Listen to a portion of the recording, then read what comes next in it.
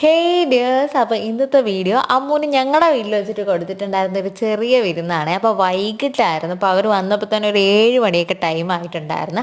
അപ്പോൾ അമ്മുവും അളിയൻ്റെ അച്ഛനും അമ്മയും അതുപോലെ തന്നെ കസിൻസൊക്കെ ആയിട്ടാണ് വന്നത്. അപ്പോൾ ഇവിടെ കിച്ചു അളിയൻ അതുപോലെ തന്നെ അച്ചുവേട്ടൻ കുഞ്ഞമ്മ എല്ലാവരും ഉണ്ടായിരുന്നു.